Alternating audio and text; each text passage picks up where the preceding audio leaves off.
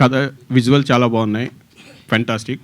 So దీనికి totally fictional, 100% fictional కథ, లేదైనా elements అయినా చిన్న పార్ట్స్ అయినా మీరు గతంలో విన్నాయి కానీ ఏదన్నా ఇన్సిడెంట్స్ ఉన్నాయి? యాక్చువల్గా మీతో అనకూడదు కానీ ప్రభు గారు వినండి అని చెప్పింది.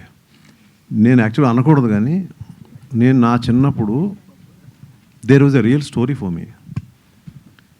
నాకు ఒక 6 months to 8 months మధ్యలో స్కూల్ మానిపించేశారు మా ఫాదర్ మదర్. అది అంటే ఏ స్కూల్ ఎందుకు మానిపించారు అనేది నాకు కొన్ని రోజులు నాకు ఏం జరిగిందో నాకు కూడా తెలియదు. I was not in senses. So ఏదో పట్టింది, ఏదో ఇష్యూ ఉందని మాత్రం. అది మా నాన్నగారు వాళ్ళు తర్వాత నాకు ఆ ప్రాబ్లం సాల్వ్ అయిన తర్వాత వాళ్ళు లోపల మాట ఓకే, సో ఏదో ఒక గాలి అయితే తగిలింది అనేది నాకు. సో నాకు జరిగిన ఎక్స్పీరియన్స్ ఉందని చెప్తున్నాను. This is not for the publicity what I'm saying.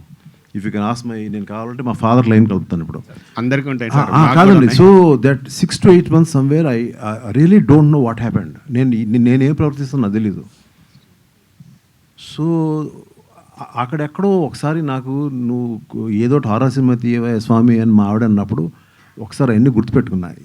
ఏదో ఉంది, దేవుడు ఉంది, అది ఉంది, ఏదో ఉంది, అది ఏంటో చూద్దాం అని దానికి అప్పుడు ఇన్సిడెంట్ నేను స్ట్రాంగ్గా పెట్టుకున్న మైండ్లో.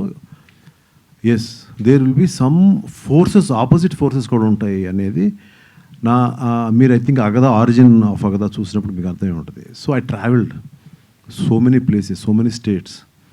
ఆ స్టేట్స్ గురించి చెప్తే నన్ను గవ్వుకుంటూ బ్యాన్ చేయొచ్చు నన్ను, అందువల్ల నేను ఎక్కువ చెప్పను. I travelled, I seen many things. చూసినప్పుడు నాకు సో ఏదో తెలియని ఒక ఫీలింగ్ అయితే కలిగింది. ఏదో ఒక గాలి, ఏదో something is there, I don't know ఉందా లేదా అనేది నేను కాంక్రీట్గా నేను చెప్పలేను. But there is definitely something.